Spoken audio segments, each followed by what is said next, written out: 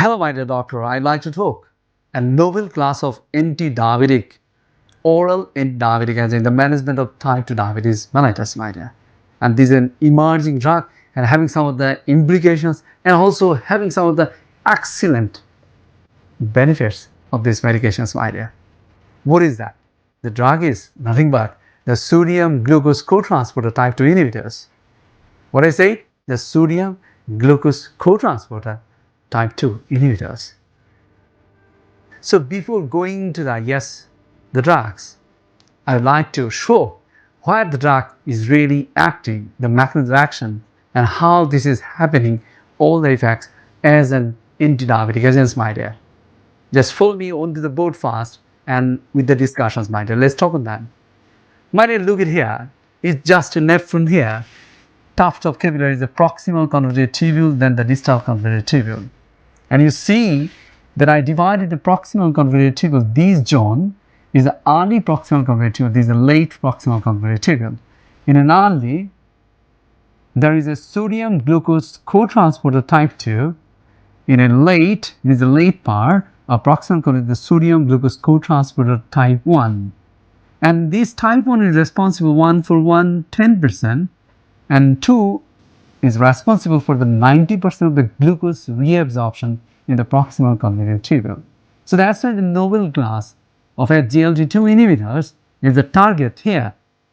Inhibit the glucose, so that's why that leads to the glycosuria and leading to the glycemic effects, improvement of HbA1c.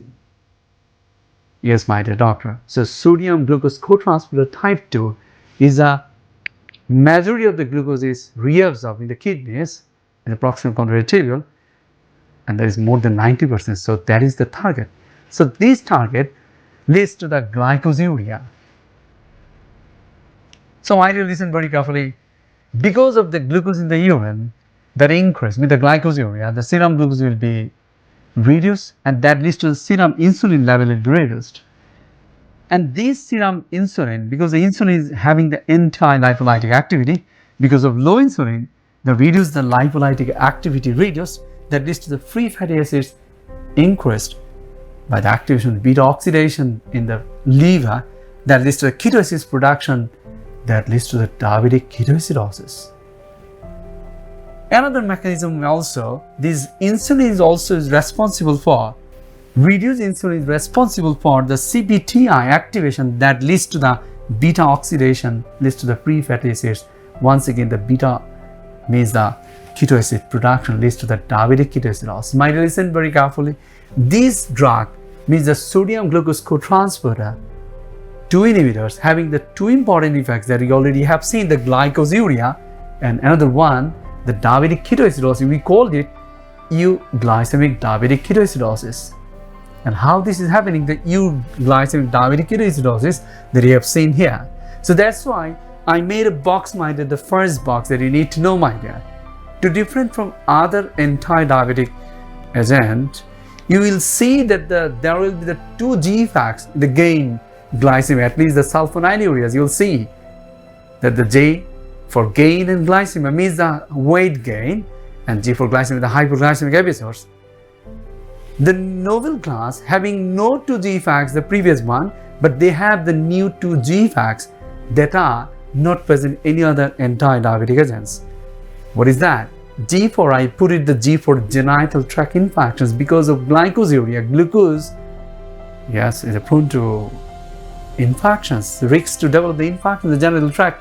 That's why this is contraindicated the recurrent thrush, my dear. You need to know, my dear. And next to the G is very much important. I put the G for glycemic, but this is called the euglycemic decay, is the diabetic ketoacidosis, and that is caused by, the mechanism is unknown, but I put the ABC so that you can remember, my dear.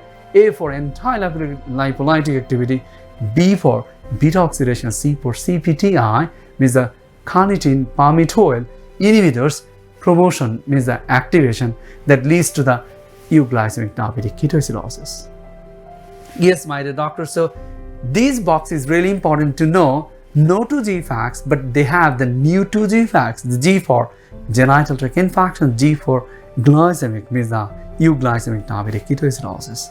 Next to them, the box, my dear, second box is really important. The sodium glucose transporter type 2 inhibitors are the CDE that you need to remember the drug's name.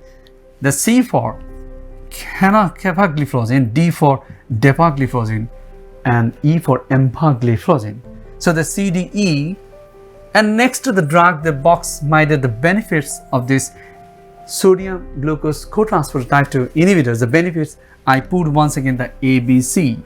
So ABC, what does it mean? The A for, they improve. The A for A1 means the HbA1c, B for BP reduction, blood pressure reduction, and C for CKD, improvement, my dear. And overall, all them together, C for cardiovascular risk reduction. This is the only one drug, anti-diabetic, which has the cardiovascular risk reductions.